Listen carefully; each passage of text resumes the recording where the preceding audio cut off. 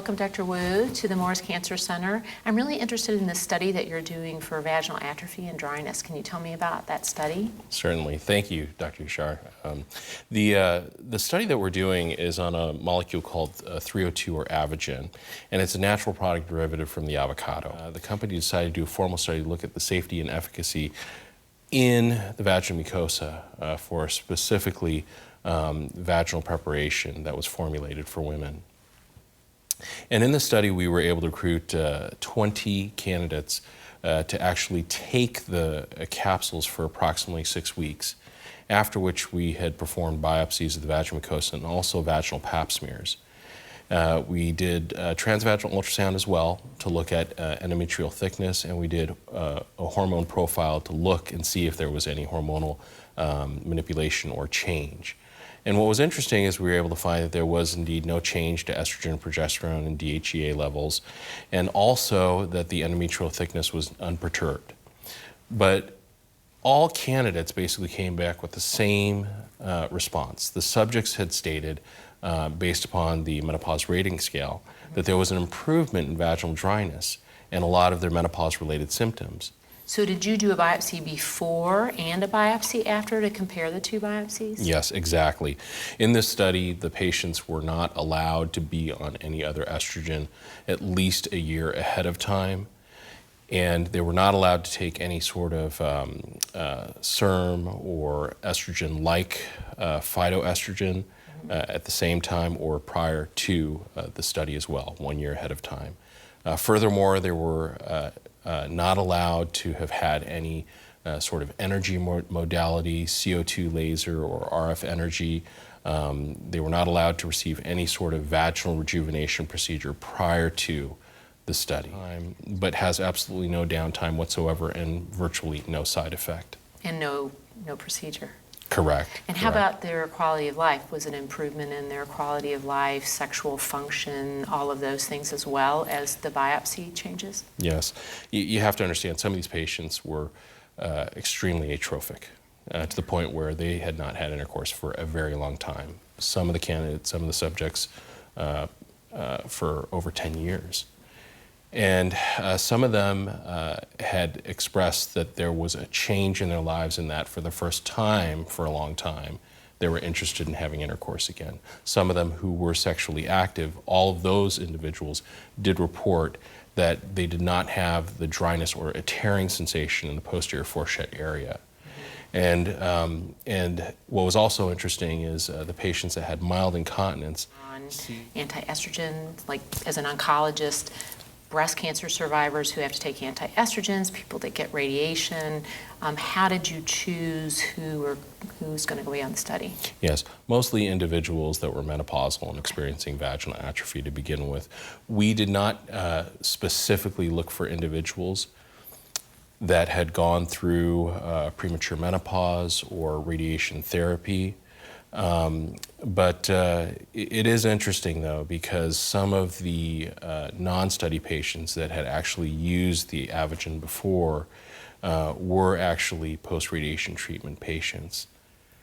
And you as well as I know that ever since 2002 and the Women's Health Initiative and everything else, if there was any history of a heart attack or stroke or estrogen receptor positivity, the likelihood of one of their primary care physicians or specialists allowing them to have any sort of remotely estrogen-related compound is going to be zero. And so when we were recruiting these patients, it was quite interesting. There were a lot of patients that did come in and say, well, one of their doctors had said, you will never receive estrogen therapy in their life.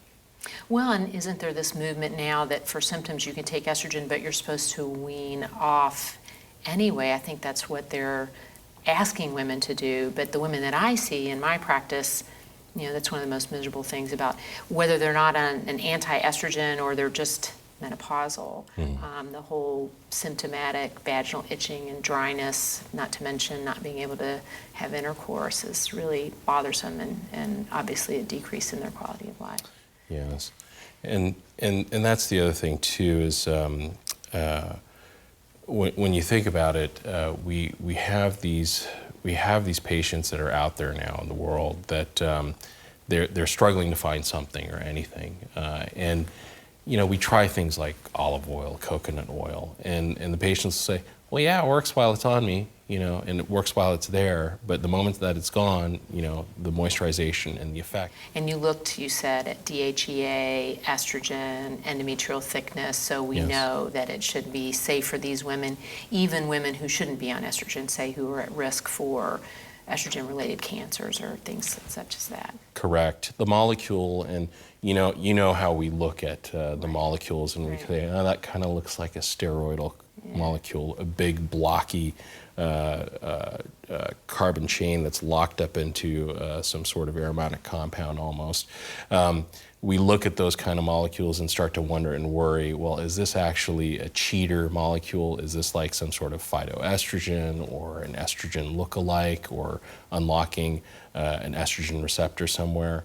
And that's part of the reason why we at least did these other studies, to check and see if there was some sort of estrogen trophic-like effect. And we don't seem to see that. Most patients come back saying that if they are more than a week off of taking one tablet after 6 weeks of therapy, that they tend to dry out again. So we've asked the patients to continue to pulse and take one capsule weekly afterwards to maintain their regimen. So they do it once a day for 6 weeks and then wean down to once a week? Correct. More or less? Okay. Okay. And so as long as they're on it, the effects are maintained? Yes. You are double board certified in OBGYN and radiation oncology, and that's a pretty rare thing to have. And so I was just curious in terms of what you're seeing out there with vaginal dryness and radiation therapy, and also that in the context of estrogen-related therapies. Well, you know, I did OBGYN and then GYN oncology, and then switched to radiation oncology, but still just do women's care, so breast and gynecologic cancers. And even before I was in cancer care, you know, vaginal dryness, lack of sexual interest, dyspareunia, you know, it's a problem when women get in that perimenopausal and certainly in that menopausal age. But the things that we do in cancer care make it much more difficult. So say a woman with breast cancer where she's not getting radiation to those genital organs, she still can't take estrogen, or may be on an anti-estrogen, on an aromatase inhibitor or tamoxifen, and that just exacerbates the symptoms that somebody would have menopausally anyway. And then if it's a gynecologic cancer, they can't take an estrogen usually in some cases, and then we do radiation, which causes decrease in elasticity, dryness, pain, and it just exacerbates symptoms that they're already going to have. So this is a common thing that I have to deal with, and I've tried all kinds of products, topical estrogen that you hope they don't absorb into this, you know, into the system, to get them some relief, because that's usually the biggest complaint that I see in my practice, whether or not I gave radiation to the pelvic organs or it's a breast cancer patient that just can't take estrogen. Long term, in terms of managing vulvar or vaginal atrophy, how do you counsel them and what do you document?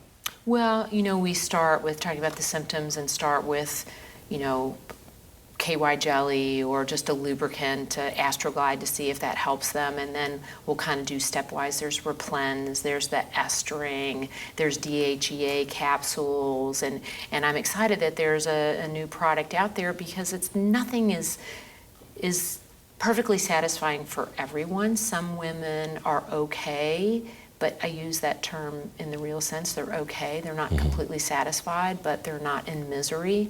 But to have something where they feel like they can revert back to what they were before and not have itching and dryness. I mean, if your eyes itch, you can scratch them in public.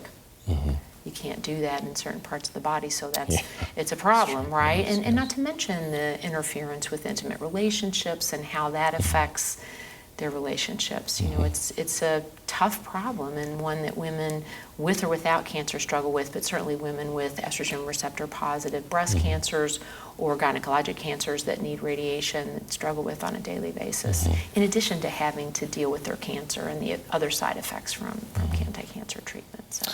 I always find, too, that patients seem to be a little bit more receptive if something is at least plant-based derived. Like if I tell somebody coconut oil, not too worried about it. Absolutely, absolutely. You know, the naturopathic products, again, because, you know, when we take medicines, there's always side effects, so people don't want to, especially if they've been getting chemotherapy or an anti-estrogen, the last thing they want to take is another medicine. And so a natural product is certainly more attractive to most populations, but certainly that population. They want to get back to being themselves and not have to be on medicines. Interesting. What things are you looking for just on a hunch basis in products?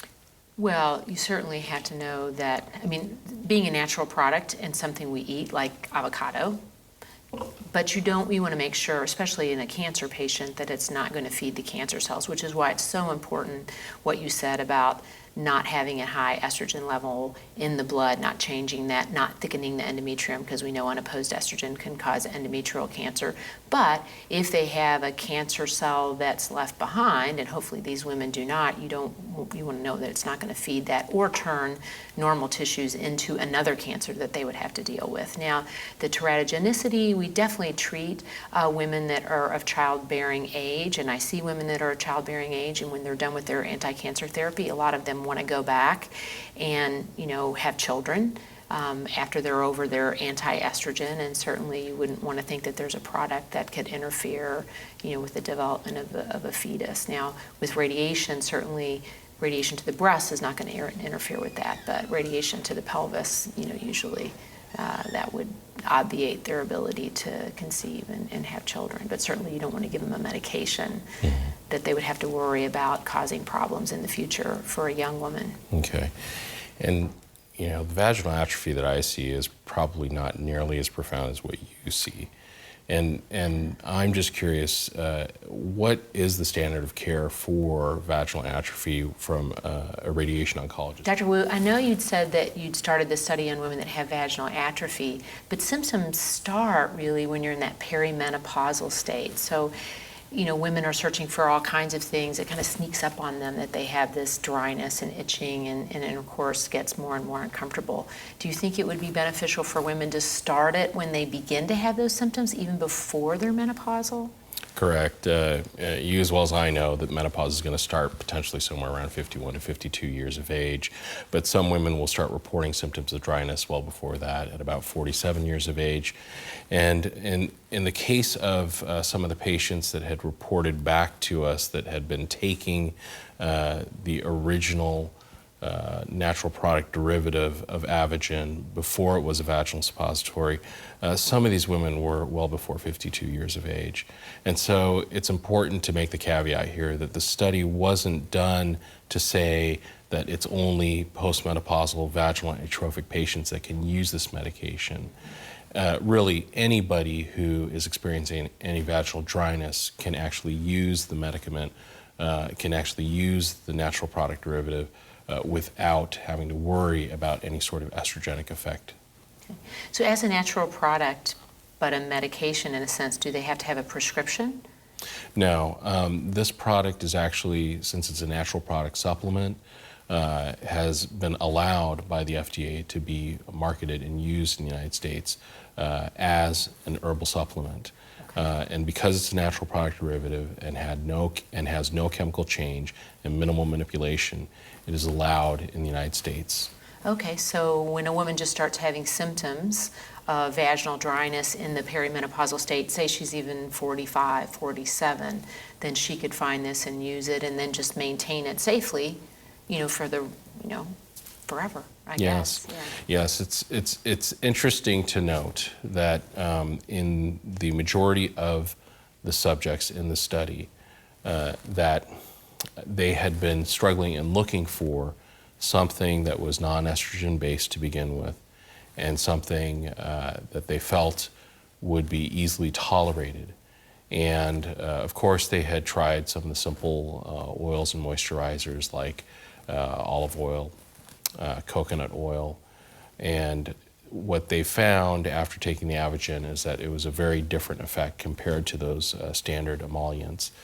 And the majority of them, after the study was done, actually purchased the vaginal capsules afterwards to continue their therapy which is very encouraging to see. So on this study, did women report any kind of side effects or adverse effects when they were taking the medication? I'm glad you asked that question. Interestingly, there were no adverse reactions to the medicament itself. There were no adverse reactions to the herbal supplement itself.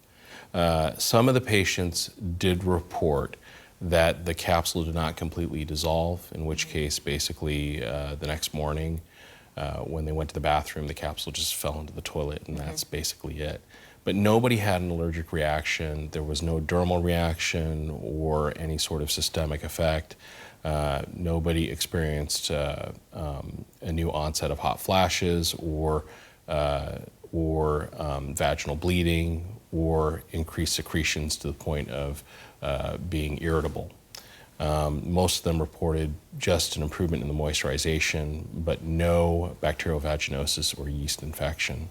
Okay, and placement, very comfortable to place. They just place it before they go to bed at night? Yes, the capsules have been designed so that there is a wide lip where the capsule is put together, and that's the side that they actually insert in towards the cervical side or cephalad into the vaginal introitus. And basically they're instructed to place it as high as possible before they go to bed at night. And then it just dissolves, this outer portion dissolves, and then the product is in this oil, it looks like an oil-based kind of thing, yeah? Yes. Okay. And so when I talk to other practitioners too, the first thing that they worry about is this going to hurt my patients? Is this going to be something that, you know, I'm going to be worried about later on in life, where instead of 1-800-MESH, they're going to see 1-800-guacamole or avocado, okay? And I think that, quite honestly, when you look at different products out there and you look at the molecule and wonder whether or not it could have an estrogenic effect, there are a lot of phytoestrogen compounds that you see out there that are basically cheating. You know, it's basically giving a patient a plant-derived form of estrogen, which is cheating. Well, you know, and I have patients that are even afraid to eat any sort of soy-based meals, edamame, because of the phytoestrogen, which I think is genistein. So I have patients that really avoid that, even though we don't have a lot of evidence that they need to avoid it. They're really trying to avoid any estrogenic compound because they have an estrogen-driven tumor. And so if they're taking an anti-estrogen, they don't want to take those phytoestrogens. But I know when my patients ask me, I got this over-the-counter thing for my menopausal symptoms, and I say, well, if it takes your hot flashes away, it probably has a plant-based estrogen, a phytoestrogen in it. That's why the hot flashes are going away. So you have to be careful. We don't think they're as strong as animal-based estrogens, but they're still estrogenic compounds. Dr. Wu, thank you so much for coming and sharing this with us here at the Moores Cancer Center. We really appreciate your time and your expertise, and glad you did this study because it can really help women.